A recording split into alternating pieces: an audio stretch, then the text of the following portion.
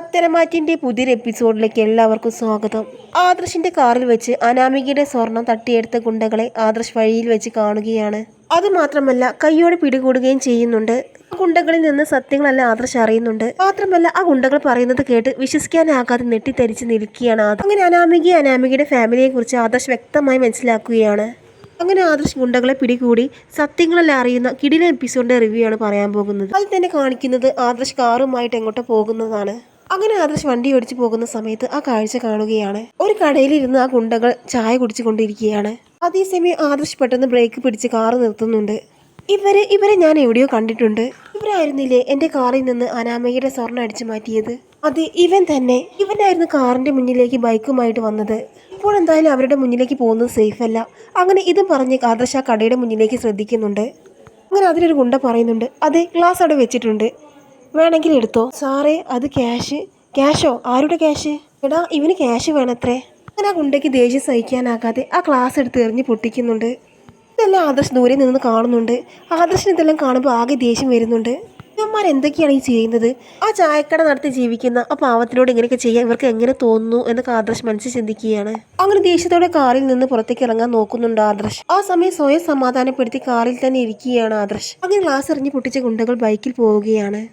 അങ്ങനെ കാറ് തിരിച്ച് അവരെ ഫോളോ ചെയ്യുകയാണ് ആദർശ്. അങ്ങനെ കുറെ ദൂരം പോയപ്പോൾ ബൈക്ക് പോകുന്നത് ഒരു ഗോഡൌണിന്റെ ഉള്ളിലേക്കാണ്. ആ ഗോഡൌൺ കണ്ടിട്ട് ആൾതാമസമുള്ളതായിട്ട് തോന്നുന്നില്ല. മാത്രമല്ല ആ ഗോഡൌണിന്റെ മുന്നിൽ ചെറിയൊരു പെട്ടിക്കടയും ഉണ്ട്. അങ്ങനെ ആ ഗുണ്ടകൾ ഗോഡൌണിന്റെ ഉള്ളിലേക്ക് കയറുന്നത് കണ്ടപ്പോൾ ആദർശിന്റെ കാറ് ആ പെട്ടിക്കടയുടെ മുന്നിലായിട്ട് നിർത്തുന്നുണ്ട്.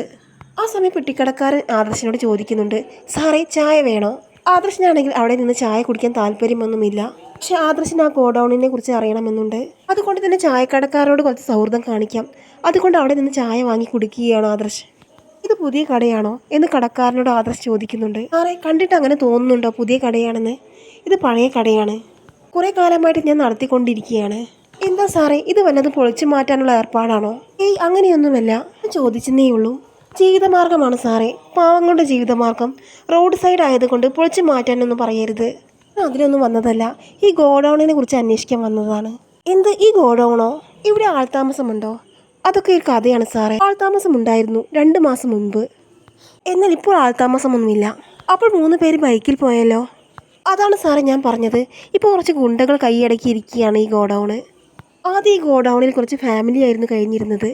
അപ്പോൾ നല്ല കച്ചവടം ഉണ്ടായിരുന്നു. എന്ത് ചെയ്യാനാ, ഇവർക്ക് പണം തരാതെ ചായ കൊടുക്കലാണ് എൻ്റെ പണി. അല്ല സാർ എന്തിനാണ് വന്നത്? എനിക്ക് ഈ ഗോഡൌൺ നല്ല ഇഷ്ടപ്പെട്ടു. എനിക്ക് ഈ ഗോഡൌൺ വാങ്ങണമെന്നുണ്ട്. പ്രത്യേകിച്ച് ഈ ഗോഡൌൺ റോഡ് സൈഡിലാണല്ലോ. അപ്പോൾ സാർ ഈ ഗോഡൌൺ വാങ്ങാൻ വേണ്ടി വന്നതാണല്ലേ? എനിക്ക് തോന്നി. എന്തായാലും ഇരിക്കും സാറേ.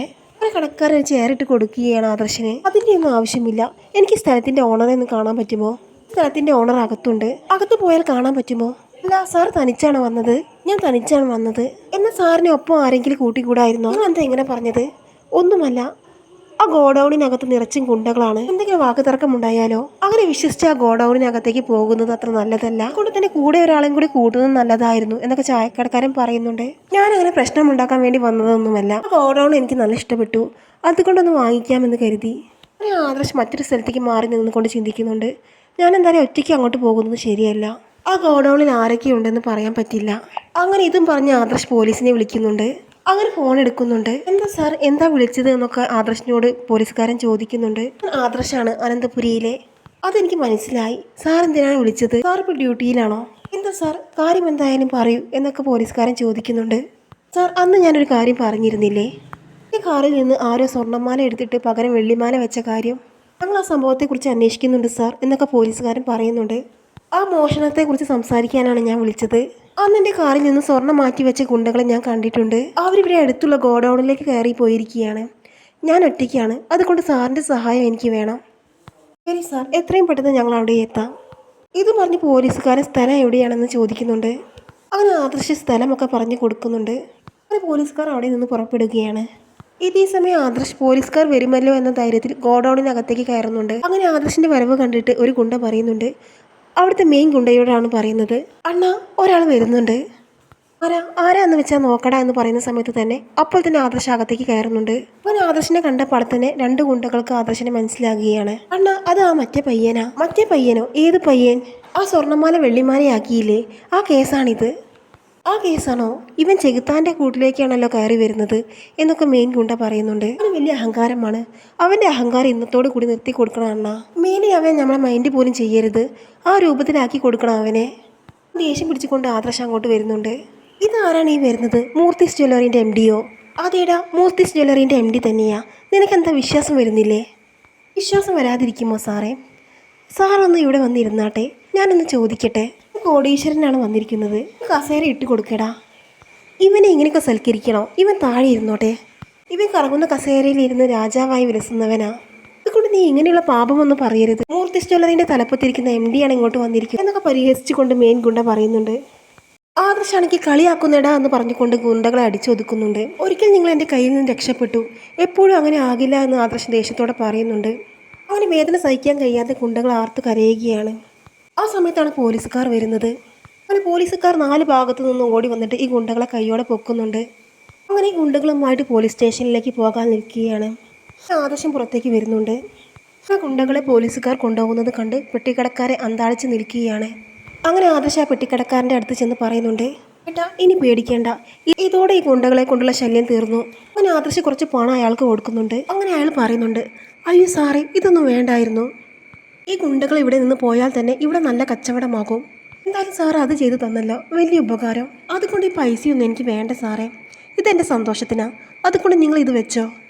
അങ്ങനെ ആ പണം അവിടെ വെച്ചിട്ട് ആദർശ് പോകുന്നുണ്ട്. ആ കടക്കാരന് വലിയ സന്തോഷമാവുന്നുണ്ട്.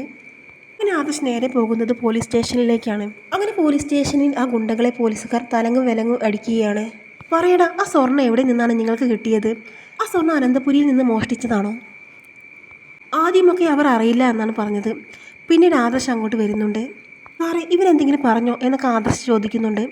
ഇവരെ കൊണ്ട് പറയിപ്പിക്കാൻ എനിക്കറിയാമെന്ന് പറഞ്ഞുകൊണ്ട് പോലീസുകാർ വീണ്ടും ഗുണ്ടകളെ മർദ്ദിക്കുകയാണ്. അങ്ങനെ പോലീസുകാർ നിൽക്കാതെ അടിക്കുകയാണ് ആ ഗുണ്ടകളെ. സമയം അതിലൊരു ഗുണ്ട പറയുന്നുണ്ട്, സാറേ ഇനി അടിക്കല്ലേ, സത്യം ഞങ്ങൾ പറയാം. ഈ സാർ ഞങ്ങളെ അടിച്ചാൽ ഞങ്ങൾ ചത്തുപോകും, അതുകൊണ്ട് ഞങ്ങൾ പറയാം. എങ്കിൽ വേഗം പറഞ്ഞോ, അല്ലെങ്കിൽ ഇതുപോലെ ഇനിയും കിട്ടും. നിങ്ങൾ പറയാം. എങ്കിൽ പറയാടാ, എവിടുന്നാണ് നിങ്ങൾക്ക് ആ ഗോൾഡ് കിട്ടിയത്? സാറേ, സത്യമായിട്ട് ഞങ്ങളത് മോഷ്ടിച്ചതല്ല.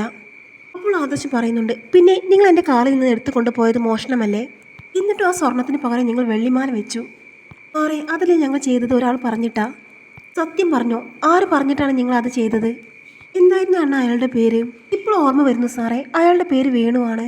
ഇത് കേട്ടപ്പോൾ ആദർശാണെങ്കിൽ ആകെ നെട്ടുന്നുണ്ട്. എന്നിട്ട് ചോദിക്കുന്നുണ്ട്, വേണുവോ? ഏത് വേണു? അങ്ങനെ ചോദിച്ചാൽ ഞങ്ങൾ കസ്റ്റമേഴ്സിൻ്റെ ഡീറ്റെയിൽസ് ഒന്നും എടുക്കാറില്ല. അയാളുടെ പേരെന്തായാലും വേണുവാണ്. കുറച്ച് തടിച്ചിട്ട്, അധികം നീളമൊന്നുമില്ല, അത്യാവശ്യം വയറൊക്കെ ഉണ്ട്. കേട്ടപ്പോൾ ആദർശിന് നല്ല സംശയം തോന്നുന്നുണ്ട്. ആദർശ് വേണുവിൻ്റെ ഫോട്ടോ എടുത്ത് ഗുണ്ടകൾക്ക് കാണിച്ചു കൊടുക്കുന്നുണ്ട്. ഇതാണോ നിങ്ങൾ പറഞ്ഞ വേണു? അതെ സാറേ, ഇയാൾ തന്നെയാണ് ഞങ്ങളെ കൊണ്ട് ഇങ്ങനെയൊക്കെ ചെയ്യിപ്പിച്ചത്. സാറിനെ തടുത്തു നിർത്തി ഇങ്ങനെയൊക്കെ ചെയ്യാൻ പറഞ്ഞത് ഇയാളാണ്. ഇത് കേട്ടപ്പോൾ ആദർശിനെല്ലാം മനസ്സിലാകുന്നുണ്ട്. അതോടുകൂടി ആദർശിന് അനാമികയുടെ അച്ഛനും അമ്മയെയും കുറിച്ച് നല്ല വ്യക്തമായിട്ട് തന്നെ മനസ്സിലാക്കുന്നു.